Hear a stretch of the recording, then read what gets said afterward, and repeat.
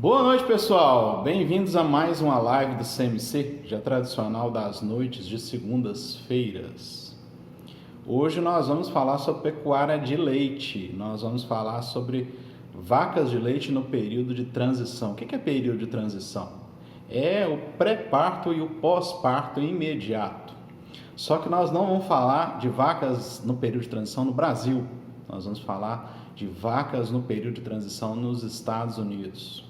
E para isso a gente vai receber o professor Kleber Fontes Júnior. O professor Kleber Fontes Júnior é brasileiro, mora nos Estados Unidos já há bastante tempo e é um dos principais consultores de pecuária leiteira do estado da Califórnia, um grande estado de produção de leite nos Estados Unidos. Faz só fazendão. Então, se você tem interesse nesse assunto, divulga aí, copia o link, copia e joga nos grupos de WhatsApp dos seus amigos aí, para que eles também tenham a oportunidade de assistir essa palestra internacional do CMC.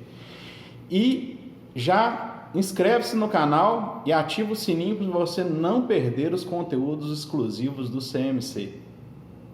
Então, sem mais delongas, vamos lá, professor Kleber Fontes Júnior. Boa noite.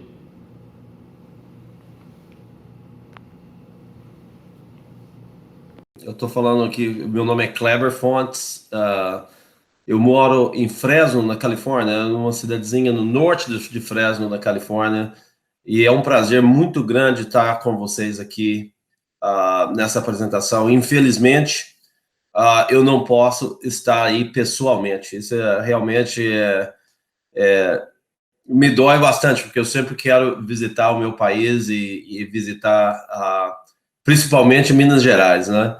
Então, eu agradeço muito a Ração Futura, ao Dr. Paulo, ao Dr. Ricardo, ao Dr. Leandro, de me dar a oportunidade de participar disso. Isso é uma conexão que eu tenho com o Brasil e principalmente o pessoal da indústria leiteira do Brasil, que foi bastante importante na minha vida.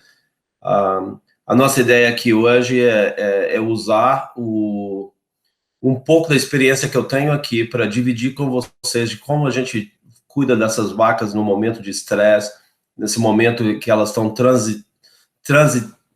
fazendo a transição entre vaca seca e vaca em produção de leite. Então, de novo, eu agradeço a vocês. Infelizmente, não poder estar aí é bastante difícil, mas eventualmente no futuro eu espero poder estar com vocês pessoalmente. Muito obrigado. Bom dia, pessoal. Meu nome é Kleber Fontes, eu estou falando aqui com vocês da Califórnia. De novo, queria agradecer a Rações Futuras por ter me convidado para fazer essa apresentação. O nosso objetivo hoje para fazer essa apresentação seria dar mais ou menos uma ideia sistemática de como a gente trabalha aqui na Califórnia com esse tipo de animal que está em transição, definir esse período para vocês, que seria esse período importante que a gente vai estar falando aqui, nós vamos definir isso. A parte estatística desse negócio é importante para a gente, porque determina os parâmetros, essas metas, de maneira simplificada. Isso vai ajudar a gente a saber o tipo de trabalho que nós estamos fazendo. Se você tem uma propriedade ou você está trabalhando com propriedades, a única maneira de saber que você está no caminho correto é determinar certas metas. Então, nós vamos definir essas metas com vocês e falar com vocês a maneira que a gente mede o sucesso nesse empreendimento, ok? Logicamente que quando se trata de animal e animal sobre estresse fisiológico, você não pode só usar fatores das rações. Eu, como nutricionista, meu foco é na ração, mas, na verdade, os fatores não nutricionais são extremamente importantes para a gente conseguir o sucesso na transição. também os fatores físicos das rações, como que essas rações são apresentadas para o animal. Fatores químicos, aí vem a parte da formulação, nós vamos definir algumas coisas que você deve fazer e uma coisa que você não deve fazer. E a parte individual do animal, em termos de prevenção de doenças, que é o foco principal deste período da vida do animal. Como produtores ou como gerentes ou como consultores, o nosso objetivo é manter animais saudáveis. Primeiro, esse é o objetivo principal de todos nós. Falando um pouquinho de mim, eu formei aí no Brasil, na UFLA, na época era ESAL ainda, em 1989. Imigrei para os Estados Unidos para fiz meu mestrado na Universidade do Arizona, em 1993. Terminei o mestrado e também fiz a parte de meu MBA, que foi ligado à Fundação Getúlio Vargas no Brasil. Sempre trabalhei com vacas, mas trabalhei para empresas como a Monsanto. Na época ela era a representante, a dona da lactotropina, Cargill, e quando eu imigrei de novo para os Estados Unidos, trabalhei com Dairy Consulting Services of California, é uma empresa de consultoria grande aqui, e fundei a minha empresa em 2005, quando eu comecei a trabalhar de consultor sozinho, como independente, né? Então, o nosso negócio aqui é a consultoria de nutrição e gerenciamento, é tentar ajudar os nossos produtores. Como eu falei, desde 2005 que nós estamos no nosso negócio e principalmente focado na Califórnia. A Califórnia é uma área de produção de leite nos Estados Unidos que é muito distinta. A Califórnia, ela apresenta algumas coisas similares ao Brasil. O primeiro é o estresse calórico, muito quente aqui. Eu estava falando antes da apresentação que nesse momento nós temos 40 dias acima de 40 graus, a temperatura máxima do dia. Então, nós temos que lidar com esse tipo de pressão. É uma área mais desértica, então a gente não lida tanto com a parte de umidade, mas a gente lida com o calor. Esse é o nosso principal desafio aqui. A nossa visão é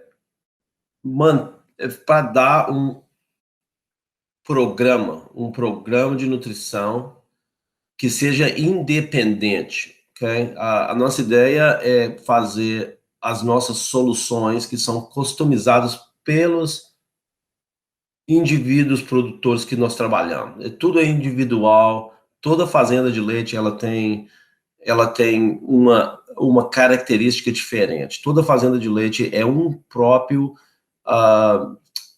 ambiente. Então, o tipo de liderança, as pessoas que estão trabalhando nessa fazenda, não existe realmente, em toda a minha vida, dando consultoria no Brasil, no México e aqui nos Estados Unidos, eu nunca vi uma fazenda que seja igual uma à outra. As únicas coisas que são similares é um negócio que demanda muito esforço, muita dedicação, em todas as partes, e demanda muita consistência, e o nosso objetivo é personalizar esse trabalho, né? As nossas fazendas, elas vão de 200 a 10 mil animais em ordenha, então os negócios são diferentes, os desafios são diferentes por fazenda, né? E a parte de instalação é muito diferente. Os Estados Unidos tem mudado muito em direção ao compost barn, saindo dos freestalls para os compost barn. É uma das coisas que a gente tem notado bastante aqui, mas tem muitas fazendas que são antigas ainda, com vacas do lado de fora, né, sem cobertura, sem nada, mas realmente, provavelmente, mais de 99% dessas vacas são confinadas. Nós temos a base do nosso trabalho, logicamente, integridade, serviço e resultados, como vocês vão ver nessa apresentação. Resultados são extremamente importantes para a gente e para os nossos produtores. E a inovação científica, sempre buscando novas soluções para os problemas antigos, né?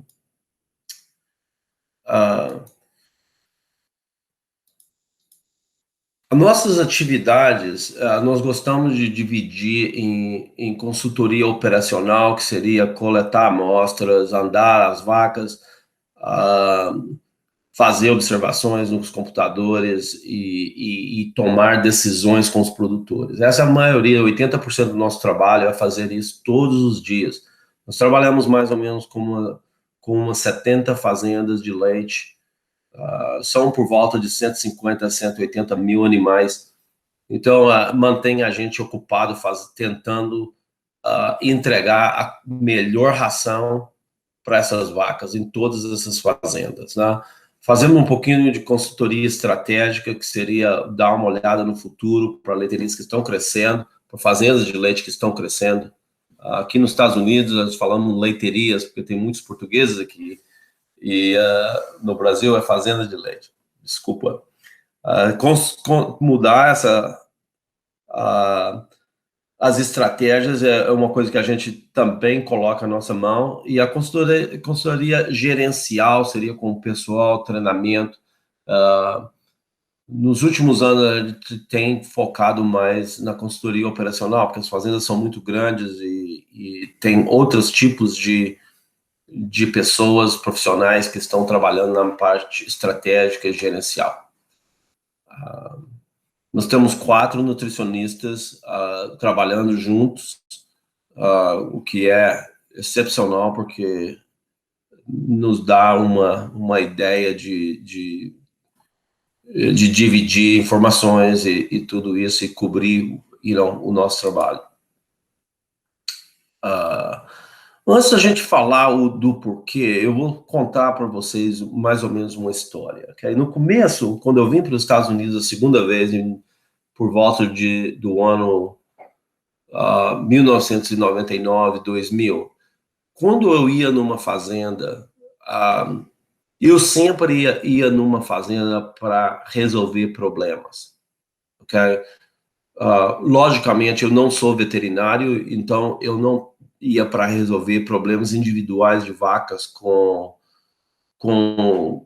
caídas, vacas com problemas de estômago, ou DAs, ou esse tipo de coisa, mas isso era uma coisa muito comum para a gente, aqui, pelo menos na Califórnia. Quando eu conseguia um cliente novo, geralmente, eu posso falar mais de 90%, era porque as vacas não conseguiam fazer a transição de ter o parto e estar saudável para produzir bastante leite.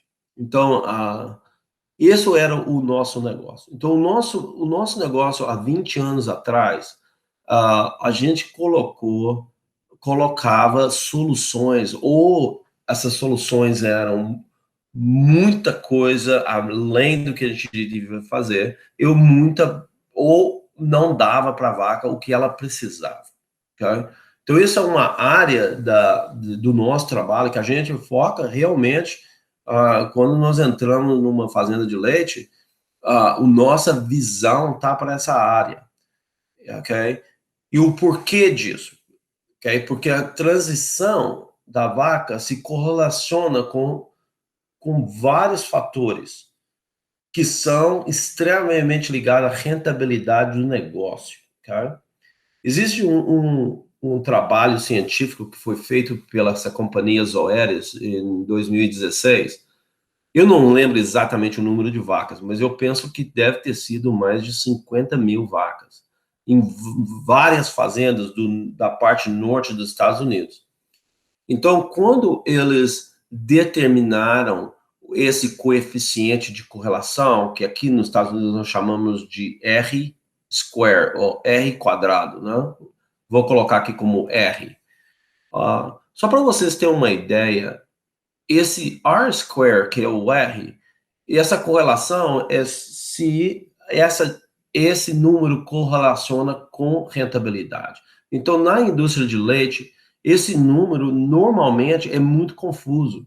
Por exemplo, para dar uma ideia para vocês, o número de vaca numa fazenda não correlaciona com a rentabilidade daquela fazenda. Então, a fazenda pode ser muito grande, mas isso não correlaciona com ela ser rentável, ok? O animal, para ser rentável, ele tem que ter uma certa característica, né? Então, nessas fazendas onde você mede a saúde da vaca, por exemplo, por mortalidade, ela tem um correlacionamento de 13,13 com a rentabilidade. Então, na verdade, quanto menos vacas morrem nessa fazenda, parece uma coisa lógica, né? Mas só para colocar o número para vocês, 0,13 é uma correlação bastante significativa para a indústria de leite. Por exemplo, melhor reprodução, que seja taxa de prenhez, tem uma correlação mais pronunciada do que a mortalidade, seria 29, é mais ou menos o dobro, mais do dobro do potencial. Se a vaca se prenhar e de prenhar numa taxa aceitável, quanto melhor a prenhez, mais a rentabilidade. Okay? Voltando na parte de mortalidade, a parte de mortalidade ela já é baixa nos Estados Unidos. Por isso que quando você compara uma fazenda com a outra, e eu vou mostrar para vocês aqui uns dados reais de fazendas nossas aqui, quando você compara uma leiteria ou uma fazenda de leite com a outra, você não vai ter tanta diferença da mortalidade. Por isso que eu penso que ponto foi muito menor do que a taxa de prenhez. Voltando para a parte de saúde, quanto menos novilhas você está criando para leite, menor seria o seu custo de recria. E o custo de recria, quanto menor o custo de recria, mais a chance dessa fazenda estar rentável. Então, esse é um outro aspecto. A necessidade de criar novilhas, ela representa um mundo de outros tipos de fatores. Por exemplo, se as vacas estão parindo, estão bem fisicamente, elas não saem, se a mastite está baixa, se a vaca está prenhando, se as novilhas não estão morrendo, se as novilhas estão prenhando, tudo isso determina a sua necessidade diminui. Então, você pode usar todos aqueles úteros que você tem nessa fazenda para produzir gado de carne, por exemplo, que é uma atividade nossa aqui, que é praticamente, está virando praticamente uma constante em todas as fazendas de produzir o gado cruzado com Angus para vender para carne. Então, esse é um outro tipo de rentabilidade que a fazenda tem. Esse não está incluído nesse ponto 33. Mas só para vocês terem uma ideia.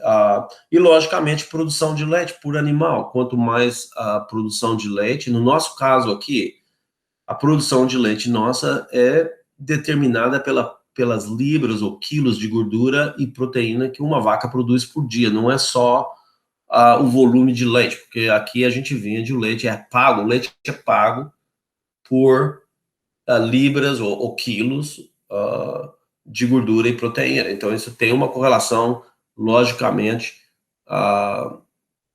essa produção tem uma correlação, logicamente, com a rentabilidade da fazenda. Várias coisas que também têm correlacionamento seriam células somáticas, tem um relacionamento, eu não coloquei aqui, mas célula somática também tem um relacionamento muito grande com rentabilidade. Logicamente, uma fazenda com célula somática baixa vai ser uma fazenda que tenha pouca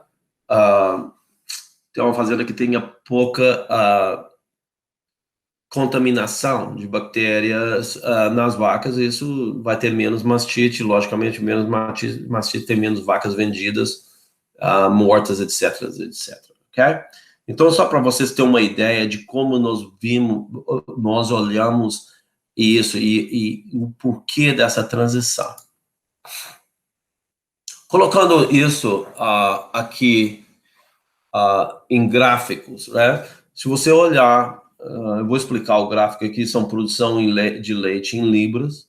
Esse gráfico foi tirado de uma das fazendas minhas, que eu usei essa fazenda para a gente poder, para poder dar os números para você de uma situação real, ok? Se você olhar a produção de leite por semanas, aqui são semanas no leite, e você faz uma média de cada semana. As 5 semanas, você vê que a diferença de produção de leite para um animal de primeira lactação versus um animal de segunda lactação, que está em azul, e um animal de terceira lactação, que está em verde, você vê que o potencial de produção de leite no início da lactação, até 10 semanas, vai ser incrível. Nós estamos falando até 40 libras de leite. Vamos falar que a libra seria meio quilo. Então, seria por volta de 20 quilos de leite no pico. No geral, as vacas adultas vão produzir por volta de 6,8, 7 quilos de leite a mais do que a novilha. Então, a intenção da nossa indústria hoje em dia é ter vacas adultas saudáveis. Logicamente que tudo isso é teoria. Na prática, isso vai determinar um tremendo foco em saúde para você ter essas vacas de mais idade reproduzindo normalmente ou não tendo problemas quando ela pare. Isso é que nós vamos estar discutindo mais aqui na apresentação nos próximos slides. Mas isso aqui é só para dar um impacto, para você ver o porquê que nós focamos na transição. A pressão de produção nessas vacas nas primeiras 5 semanas são tremendas. Essas vacas vão produzindo nessa leiteria, em média, 125, são quase 60 quilos de leite. Essas vacas vão produzindo 55 quilos de leite. As nossas novilhas estão com 35, quase 40 quilos de leite. Então, a pressão e o estresse produtivo desse animal é tremendo no começo da curva, tá?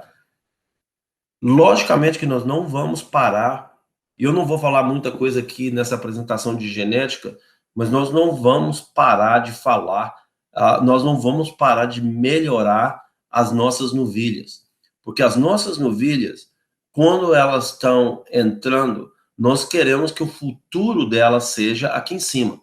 Mas essas novilhas, quanto mais você aumenta a produção das suas novilhas, mais a produção de leite dessa leiteria. Por coincidência ou não, a produção, mais ou menos na 10ª semana de produção dessas novilhas, vai ser mais ou menos igual à produção de leite dessa fazenda, que seria aqui, nesse caso, por volta de 40 quilos de média. Essa seria a média da produção dessa fazenda. Okay? Mas nós estamos lidando com animais em várias partes desta curva, e nesse caso nós vamos estar falando dos animais no início dessa curva aqui, nas primeiras 5 semanas, mas quanto mais animais você tiver aqui, quanto melhores forem as suas novilhas, por isso que a parte genética é extremamente importante. Hoje em dia, nós temos novilhas que estão num grupo de 1.000 novilhas, nós temos por volta de 85 a 90 que vão ser vacas de segunda lactação. Então, nós não precisamos tantas novilhas para repor as vacas velhas, porque as vacas velhas também estão vivendo mais tempo. Há 10, 20 anos atrás, o nosso negócio era focado só em crescimento. Então, a importância da genética da novilha não era tanta, sempre foi importante a parte genética, mas hoje é fundamental que aspectos como, por exemplo, lifetime production, que seria a produção, é um componente genético, a produção pela vida do animal, componentes de saúde na parte genética, por exemplo, mastite, etc. Tudo isso, o hoje em dia é produzir animal que eventualmente não vai ficar doente. Toda fazenda tem esse animal. Toda fazenda tem um grupo desses animais que nunca ficam doentes e sempre agarram um bezerro e estão de volta. Toda fazenda tem. Então, o nosso foco, geneticamente, hoje em dia, é produzir mais desses animais. E realmente tem um esforço tremendo que está sendo colocado na nossa indústria, na parte genética, que tem ajudado também bastante a nossa parte nutricional e tem ajudado bastante a nossa parte de manejo dos animais. Okay? Então, para vocês terem mais ou menos uma ideia de como as coisas funcionam aqui, esse é o nosso sistema preferido, ou o mais comum daqui da Califórnia, e provavelmente aqui dos Estados Unidos inteiro. Então, com 210 dias de prenhez, mais ou menos, então essa vaca vai ser seca, né? Isso acontece aqui. Então, quando a vaca é seca aqui, o que vai acontecer? Geralmente ela vai ser vacinada, ela vai estar... alguém na fazenda ou um profissional de fora vai dar fazer uma análise das patas e corrigir as patas.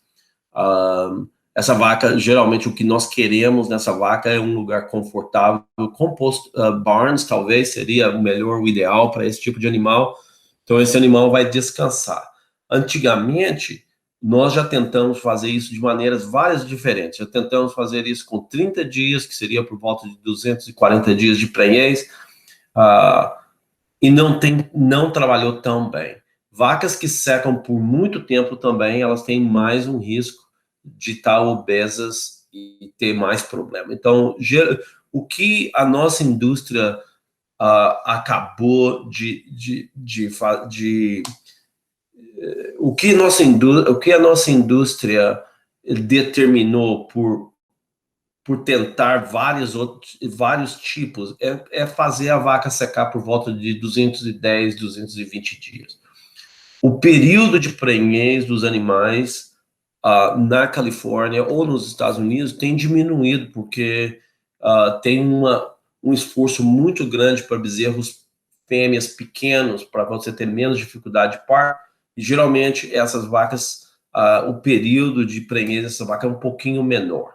Mas vai ser por volta de 210, 220. A vaca precisa desse descanso para ela poder reconstruir as células de produção de leite no útero e ter um melhor sucesso na transição. Então, mais ou menos é isso que acontece.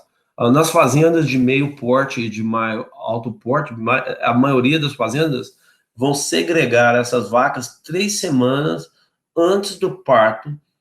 Nós vamos segregar ela num grupo que nós chamamos aqui de close-ups, que são as vacas que estão perto de parir, ok? Nesse grupo existe uma modificação fisiológica tremenda no animal. Esse animal está diminuindo o consumo de matéria seca, esse animal está super estressado, porque vai ter, a pressão está chegando, tem uma parte hormonal que está mudando tremendamente no nosso animal, e normalmente as nossas fazendas separam esses animais num ambiente até melhor do que o ambiente das vacas secas. O foco em resfriamento e tudo isso nós vamos estar falando aqui daqui para frente, mas esse é o nosso sistema. A vaca pare, ela vai nessa área amarela, que seria de 21 a 30 dias pós-parto. Esses animais vão estar também separados na maioria das fazendas nossas aqui. Tem muitas fazendas que separam as vacas de primeira lactação, são separadas das vacas adultas. E quando você for possível fazer isso, eu penso que é uma ideia excelente. Nas fazendas muito grandes é mais fácil, fazenda menor é mais difícil fazer isso, mas nas vacas aqui, nas vacas close-ups e nas vacas frescas, o ideal é você separá-la. 21, 30 dias, essa vaca vai para essa tá, logicamente amarela, que essas vacas frescas estão sendo ordenhadas normalmente por leite ser vendido. Nessa área azul será a parte de lactação. A maioria das nossas fazendas, por volta de 200 dias em leite, que ela já foi inseminada várias vezes, essa vaca vai para um curral de baixa produção, a ração é mudada aqui. Então, normalmente você vai ter 1, 2, 3, 4, 5 rações no período de lactação e no período seco. A grande maioria das fazendas que você vier visitar nos Estados Unidos vai ser dessa maneira. A gente já tentou várias maneiras de um período só seco, que a vaca vai ser seca, ela fica numa ração e num grupo só. Tem muitas fazendas que não têm o período de vaca frescas, ela vai diretamente para o curral de lactação. Logicamente, isso demanda mais atenção, porque essa vaca vai estar misturada com o resto da população, então demanda mais atenção. Mas isso é para vocês terem mais uma ideia do que nós vamos estar falando. Então, o período são mais ou menos 90 dias, começa quando a vaca é seca, até 30 dias após o parto. Logicamente, inclui novilhas. As novilhas aqui geralmente vai para o curral de secas, ou ela tem um curral que nós chamamos de springers, que é mais ou menos a mesma dieta da vaca seca. E normalmente, esses animais estão segregados em instalações específicas, eles não estão misturados com o resto do rebanho. E aí, pessoal, vou dar uma pausinha aqui no professor Kleber, dar um tempinho dele beber uma água, só para a gente falar um pouquinho da promoção do CMC. Porque essa semana, para você que gosta de pecuária leiteira, tem promoção, curso de nutrição de bovinos leiteiros, para você se tornar um formulador, para você aprender manejar no computador para fazer dieta para vacas leiteiras de R$ 1.197, que é o preço regular desse curso, por R$ 797. Pré-venda, mas é somente até sexta-feira. Se você quer aprender presencialmente aqui em Martinho Campos, Minas Gerais, a ter no seu computador, a manejar um programa de cálculo de dietas e rações, não perca essa oportunidade. Nós estamos com essa pré-venda de R$ 1.197 por R$ 797. Quase R$ 1.200 por R$ 797. Não perca essa oportunidade. Chama já uma das nossas consultoras, não deixa para amanhã não. O telefone dela está passando aí debaixo da tela para você ter a oportunidade desse curso. Vai que você esquece, é só até sexta-feira. Sábado já volta no preço antigo. Então, nós sabemos o porquê, é muito importante economicamente, nós sabemos quem são esses animais, e como que nós vamos medir os resultados, né? Os Estados Unidos, logicamente, como qualquer outro país, ele usa números para medir sucesso, né? Então, os Estados Unidos, os americanos são fanáticos com estatísticas, né? No nosso caso, não é diferente, porque nós estamos lidando com fazendas que necessitam esses números para tomar decisões, né? No nosso caso, se a gente não mede, a gente não entende. Se você não entender, você não tem como modificar o sistema. Então, a coleta de dados para a gente é muito importante. E nós usamos taxas, né?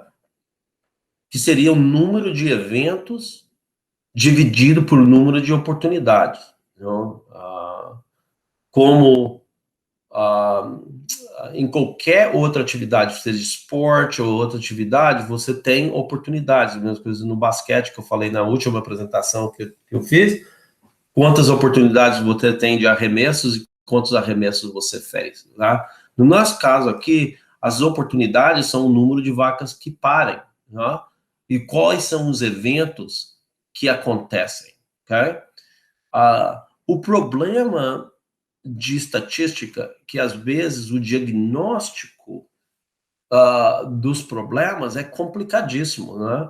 Porque o produtor extremamente ocupado com tudo que está acontecendo, o veterinário não está na fazenda constantemente, às vezes tem algumas fazendas que tem veterinário que possa dar o diagnóstico, qual é o problema realmente, mas no nosso caso, as nossas fazendas não têm veterinários todo o tempo na fazenda. Então, o diagnóstico fica complicado. Às vezes, uma pessoa vê uma vaca caída e ele pode pensar que essa vaca tem a Escherichia coli, que é um tipo de mastite, ou essa vaca tem a febre do leite. Os sintomas são mais ou menos parecidos, então ele vai marcar no papel como febre de leite e, na verdade, essa vaca tinha outro problema.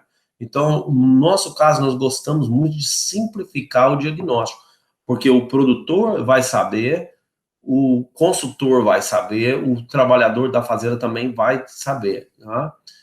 E colocar o nosso foco nas coisas que a gente tem controle, né? Que no nosso caso aqui, eu não consegui uma palavra para traduzir isso, mas é input, not output.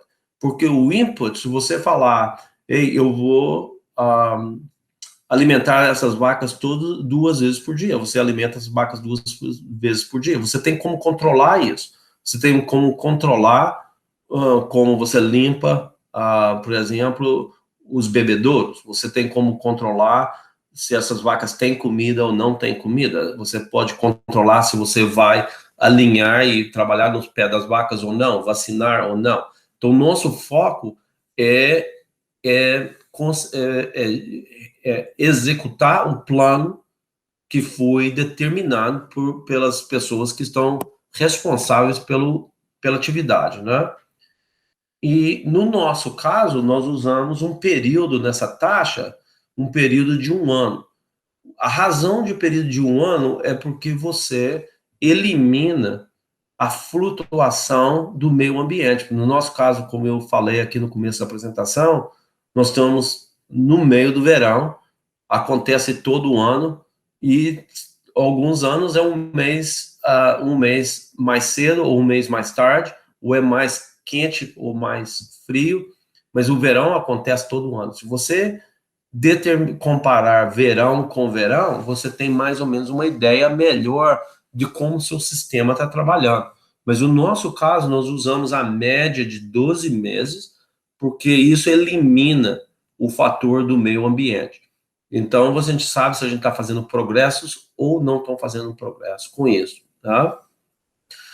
E, logicamente, no caso do Brasil e no caso que tem fazendas um pouco menores, a gente tem que tomar bastante cuidado com o número de animais o número de oportunidades, né, o número de eventos, porque se você começar a tomar conclusão com poucos animais, você vai poder tomar decisões extremamente erradas, porque em menos de 50 animais nós não gostamos de tomar decisões com aqueles números, ou acreditar naqueles números, com menos de 50 animais no denominador. A fazenda que eu vou mostrar para vocês aqui é uma fazenda de mais ou menos 550, 600 vacas ordenadas, que é uma fazenda, na nossa média aqui, que é por volta de 1.200, é uma fazenda menos do que a metade da média, mas vai dar para vocês ver bastante o que eu estou falando, ok? Então, em resumo aqui de parâmetros, esse uso de taxas, número de eventos, dividido pelo número de oportunidades. Como exemplo, por exemplo, que seria a taxa de prenhez, ok? Esse sistema que nós usamos aqui de estatística, que é o Dairy Comp 305, é um sistema bastante popular para a gente aqui. Eu penso no mundo inteiro esse sistema é usado, mas você pode coletar esses dados até na parte, numa planilha de Excel. Okay, nesse caso, a taxa de prenhez, ela vai determinar como toda a parte da reprodução está trabalhando nessa fazenda, né? Então, se você olhar aqui, essas vacas eligibles, que seriam as vacas possíveis durante um período de 21 dias, vou pegar uma data aqui, setembro de 2020 a setembro de 2020, dia 4 a dia 25, a gente tinha a possibilidade de inseminar 133 vacas, seminamos 68, seria 58% das oportunidades, que seria a sua taxa, aqui embaixo, a sua taxa de detecção de cio, ok? No final desse período, ele vendeu algumas vacas, ficou com 129, ele conseguiu 36 dessas vacas prenhas, que seria a média de 20, o número deles seria 28. Então, a taxa de inseminação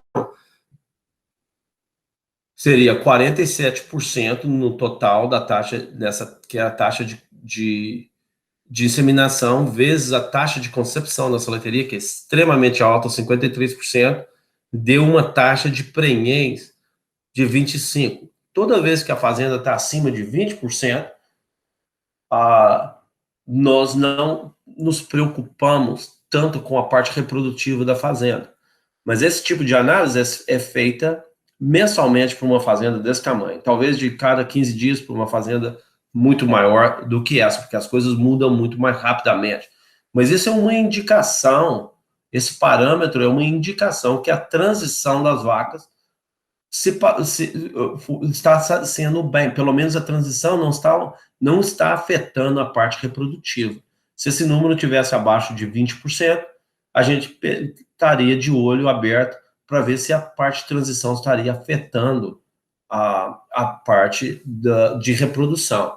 Então, essa é uma das maneiras que a gente usa, a estatística para guiar as nossas decisões.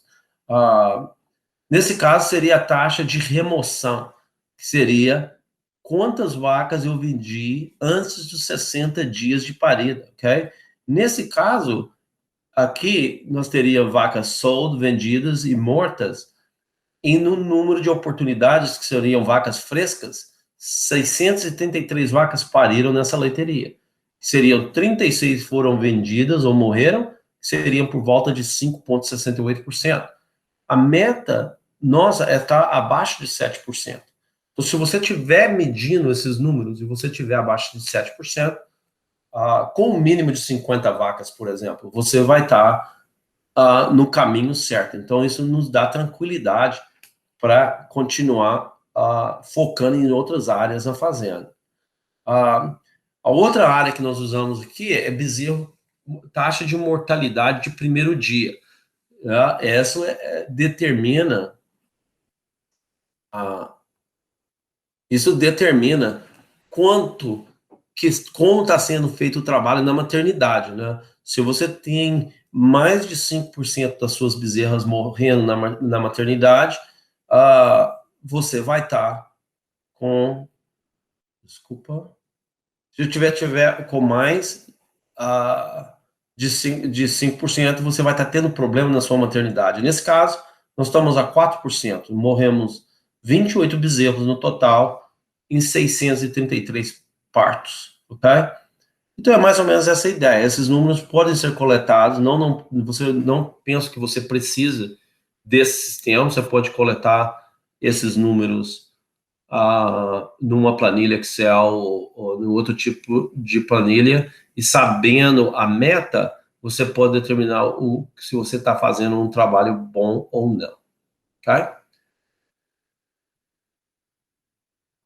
Ok, vamos focar agora nos fatores que são extremamente importantes, mas não são nutricionais, né?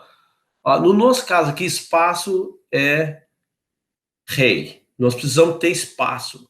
E a vaca, porque está num momento muito difícil de estresse na vida dela, ela precisa de espaço para comer. A competição causa estresse. No nosso caso, nós queremos mais ou menos 75 centímetros de espaço no coxo por animal. Entendeu? Quanto mais espaço, melhor. 10 metros quadrados por animal de sombra. Esse animal seria bom que ele caminhasse, andasse e tivesse liberdade. Esse negócio de colocar um animal para parir numa área muito, muito fechada, geralmente não vai, aumenta o estresse. Então, nós queremos que o animal escolha onde ele queira parir. Muita água, no nosso caso, no verão, o consumo de água é tremendo, então nós queremos mais ou menos 10 centímetros de espaço nos bebedouros, e um bebedouro para cada 20 vacas, mais ou menos.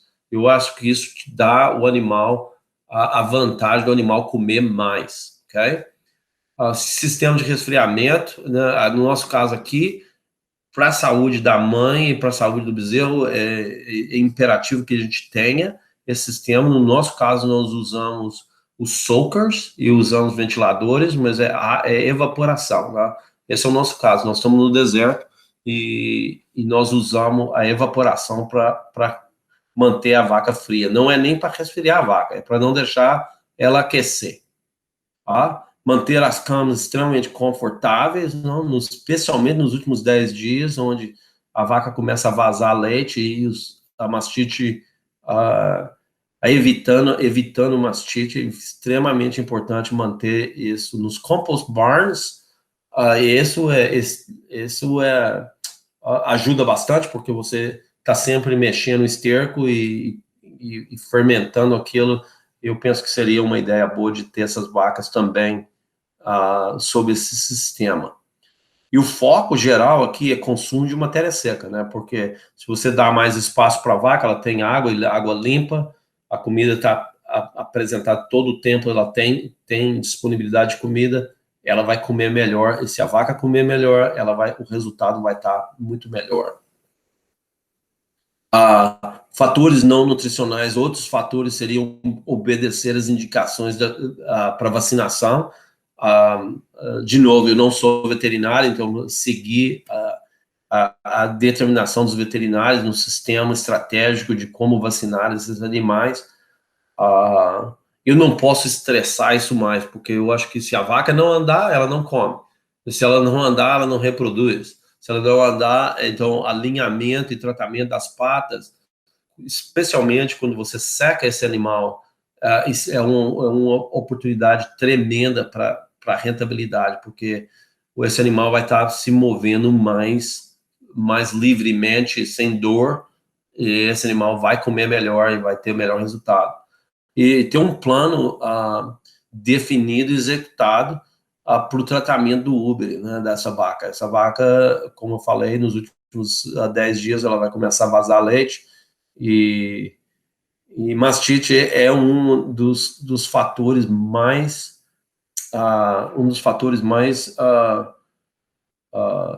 importantes, né, uma das razões mais importantes que as vacas saem da fazenda numa hora errada, né? Ela é vendida seca porque ela tem mastite, ou ela perde um úbere. Então, cuidado com essas vacas é extremamente importante. Então, se essa vaca tem espaço e tá tudo bem, nós temos que cuidar da parte física dessa ração, porque você não quer que a vaca seja o nutricionista. A vaca não pode selecionar a ração, ela tem que comer a ração na forma integral. Você não quer que a ração se separe e a vaca comece a selecionar, ou para mais energia, que é um problema sério, e deixa as vacas que são mais tímidas para comer menos energia. Então, você está com várias rações na mesma ração. No nosso caso aqui, nós usamos esse TMR, Penn State Box, e é uma caixa que nós medimos o tamanho de partículas e que nós queremos, em termos de porcentagem, manter 10% acima, bastante fibra, 50% no meio e 40% na bandeja de baixo. Você tem experiência com isso? Se você fizer bastante isso, você não precisa fazer isso todo o tempo, é você dar uma andada e você dar uma olhada se a vaca tá selecionando as partículas. Evitar que áreas do coxo sem comida, porque toda fazenda no mundo tem áreas onde a vaca come mais. Então, quem está alimentando essas vacas, ele tem que estar sabendo disso e colocar mais comida nessas áreas que nós chamamos aqui de áreas quentes, ou hot spots, no comedor, né? Então, se a vaca, você tem que ter, porque você não vai conseguir 75 centímetros se você não tem comida em certas áreas do coxo, principalmente onde tem bebedouros, a vaca come mais. Extremamente importante estar balanceando a comida o dia inteiro e manter a umidade da ração por volta de 48% a 52%. Isso ajuda a se tornar a ração mais homogênea, ela não está quebrando, ela evita a vaca separar essa comida.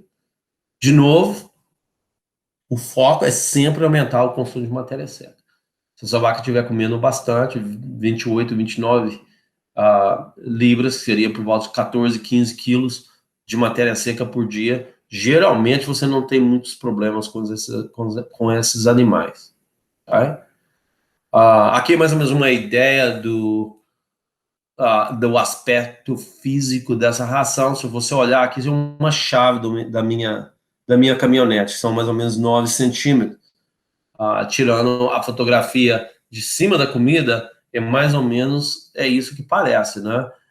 Nesse caso, você olhando, essa é a mesma comida, olhando de fora. Nesse caso, essas vacas estão num compost barn, as vacas adultas estão deste lado, as novilhas deste lado. Essa é uma fazenda bastante grande, uma fazenda mais ou menos de 3.000 vacas ordenhando. E para você ver, a comida está presente em todo o coxo da vaca, né? E tem quantidade suficiente que essa vaca não vai estar lutando para comer, ela não tem dificuldade nenhuma. A hora que ela quiser, ela vai ter comida durante praticamente 23 horas por dia. Me parece simples falar isso, mas isso não é tão simples. Isso demanda um trabalho de equipe muito grande para ter a ração formulada fisicamente, não só quimicamente, mas fisicamente, e ela está apresentada dessa maneira. Isso é um trabalho muito difícil. Precisa muita dedicação nas fazendas para ter isso, né? Mas o resultado é excelente. Agora vamos falar da parte química, né, que é a minha área de especialização. No nosso caso, no passado, nós mantínhamos o amido, porque nós estávamos tentando fazer essas vacas se parecer bastante com a vaca de ordenha. Então, realmente, isso nunca trabalhou bem. Agora, nos últimos 10 anos para cá, a gente tem determinado que nós não deixamos o amido passar de 18% nessa comida, por causa da questão a questão dessa resistência de insulina na vaca fresca. A vaca perde muito peso se ela estiver comendo muito amido antes dela parir, né? Como nós estamos focando aqui nas vacas close-ups, que são vacas já bem perto de parir, é muito importante que você mantenha esse amido abaixo de 18% na formulação. É muito silo de milho, principalmente talvez aí no Brasil, que tenha bastante grão no milho, é muito fácil chegar acima de 18, mesmo que se você não tenha milho alimentado na manjedoura, na ração. Se você não tem milho adicionado, você consegue passar de 18. Tem que prestar atenção nisso, isso é importante. A fibra detergente ácido, você manter ela acima de 25, e a detergente neutro acima de 40, você quer fibra. Mas você quer fibra moída de uma maneira como nós vimos no slide passado, que a vaca não vai separar, a vaca vai comer isso. Tá? Se você fizer as contas, você vai querer por volta de 6 quilos de FDN alimentado por vaca por dia, que é a mesma quantidade de FDN que ela vai comer quando ela estiver fresca, que vai comer quando ela estiver produzindo leite. Então, a vaca necessita da fibra. Okay? MP, que é Metabolizable Protein, esse no sistema do Cornell, que é o sistema que a gente usa aqui, nós queremos manter isso mais ou menos a 1.200 gramas na ração formulada por volta de 12,7 quilos de matéria seca. Então, nós queremos isso. Então, como que você atinge isso? É você alimentando proteína de mais qualidade. Por exemplo, no caso do Brasil, o farelo de soja é excelente para esse tipo de animal, porque o farelo de soja faz bastante lysine. Nós alimentamos um pouquinho aqui, talvez, de distillers, que seria o distillers, que seria o destilado, né? O promil, alguma coisa que vai ter methionine, mas você quer a qualidade de proteína. A proteína nessa ração vai estar por volta de 15%, mais ou menos 15 a 15,5%, para você conseguir essas 1.200 gramas, ok? Logicamente, a vaca tem que estar comendo bastante para chegar a 1.200 gramas também. Você não quer só aumentar o percentual. A ideia aqui é fazer que o consumo de matéria seca seja alto, porque aí te facilita na formulação também, ok? Desculpa.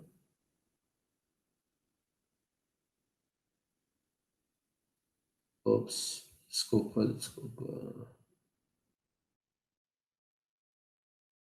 Estou indo para trás, não para frente.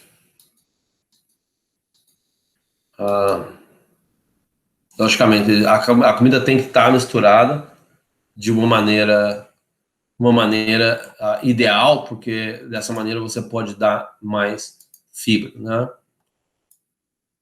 A parte química inorgânica, uma das coisas que a gente determina aqui é que nós queremos que o balanço, o DCAD, que é o balanço do potássio mais o sódio menos o cloro e o enxofre, seja menos mil equivalentes, né? A maneira que a gente mede realmente isso aqui é medindo o pH da urina das vacas, que é muito simples de fazer. E quando a vaca tem o pH da urina de 5,5 a 6,5, eu estou falando aqui das vacas close-ups, aquelas que estão perto de parir, você atinge a melhor mobilização de cálcio. E normalmente essa vaca não vai ter uma deficiência de cálcio, que seria a febre de leite. Então, o nosso objetivo é estar analisando as forrageiras para parte mineral, que seria extremamente importante no nosso caso, para a gente evitar que o pH da urina vai para cima. E o balanço vai ser no mineral, aumentando cloro e enxofre. A outra coisa que nós prestamos bastante atenção é de manter o fósforo e o potássio o mais baixo possível, ok? A relação de potássio sobre o magnésio da sua comida, se você estiver analisando a forrageira, vai ter que ser de menos de 4:1, ok? E o magnésio, mais ou menos por volta de 0,5% da matéria seca. E o fósforo e o potássio, eles são inimigos desse animal, porque eles vão causar o DCAD, o balanço do DCAD, de tá errado, mas também ele vai eliminar a absorção de certas coisas quando o potássio está muito alto. Então, testar a sua forrageira para fósforo e potássio, extremamente importante. Quando vem com relação ao cálcio, no nosso caso, no nosso sistema, nós mantemos o cálcio por volta de 100 gramas. Logicamente, isso é uma questão de pessoal, porque a literatura ela mostra das duas maneiras. Você pode dar pouco cálcio, ou você pode dar muito cálcio e ter bons resultados. No nosso caso aqui, nós gostamos de usar o cálcio por volta de 100 gramas. Se você colocar 10 nutricionistas aqui na Califórnia na mesma sala, isso aqui dá uma razão para discussão tremenda, até briga, porque tem gente que gosta de dar 200, 250 gramas. No nosso caso, nós preferimos estar por volta de 100 gramas e que tem trabalhado bastante eficientemente para a gente. Então, vamos resumindo essa parte nutricional, ok? Na verdade, isso não foi... Isso é da vaca fresca, não é da vaca de leite. Infelizmente, não foi colocado aqui da vaca de leite. Então, eu vou passar isso para cima, ok? Então, no resumo, os outros fatores que são importantes para a gente aqui, que nós temos que prestar atenção, seria as exceções, não? Cuidar das exceções de maneira individualizada. Por exemplo, nesse caso aqui, uma vaca com gêmeos. Essa vaca vai determinar uma atenção pessoal muito maior do que uma vaca que pariu sem problema absolutamente nenhum. Isso faz uma diferença tremenda, porque esses animais são por volta de 4 a 8% dos animais parem gêmeos. Então, se você perder todo animal que pare gêmeos, seu número de de vacas que não terminam os 60 dias aumenta dramaticamente só pela questão de ter gêmeos, né? Focar na prevenção e usar o bom senso, né? No tratamento tem que ser imediato desse animal. Esse animal não pode apresentar sintomas para ser tratado. No nosso entendimento, isso é que nós queremos fazer. Nós queremos tratar esse animal de forma especial. O exemplo são partos difíceis, né? Gêmeos, vacas mais velhas e vacas gordas. No nosso caso aqui, uma vaca gorda seria uma exceção também, né? O que nós tentamos olhar nas vacas gordas, como você pode ver aqui dessa parte, da foto daqui da parte esquerda, seria uma vaca que o rabo tá enfiado, isso não tem muito segredo aqui.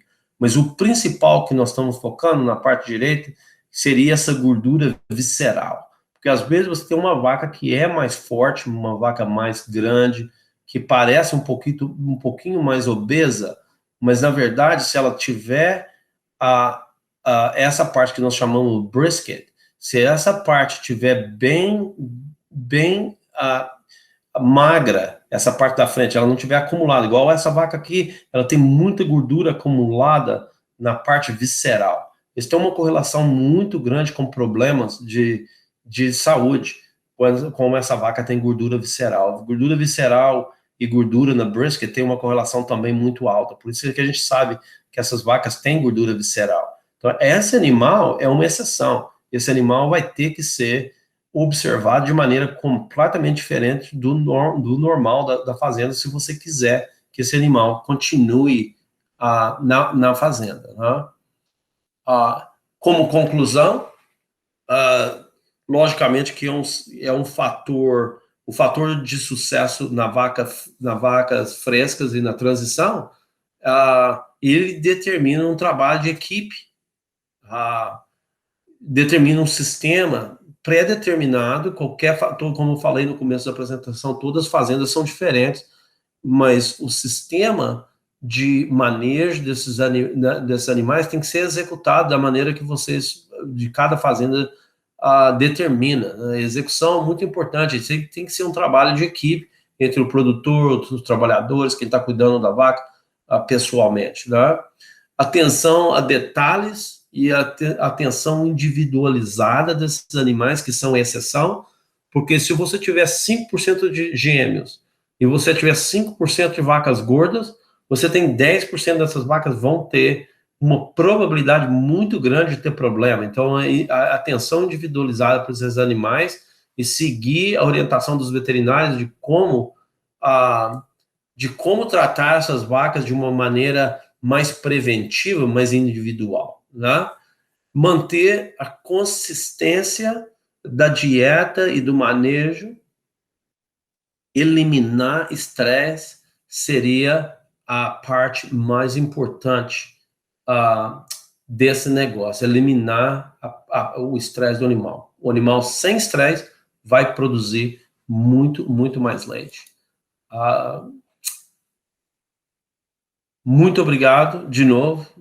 E aí, pessoal, terminando a live, conteúdo extraordinário. O professor Kleber já não fala nem português mais, mas trouxe conteúdos muito interessantes para a gente ver. Olha, nos Estados Unidos, a preocupação hoje já não é mais só com a produção de leite das vacas em lactação. O período de transição é um dos mais importantes e mais importantes para a produção global de uma vaca. Então, muito obrigado por todos terem participado. Se você não é inscrito no nosso canal, inscreva-se. Toda semana tem conteúdo exclusivo, tem conteúdo muito interessante, tanto para pecuária de leite como para pecuária de corte.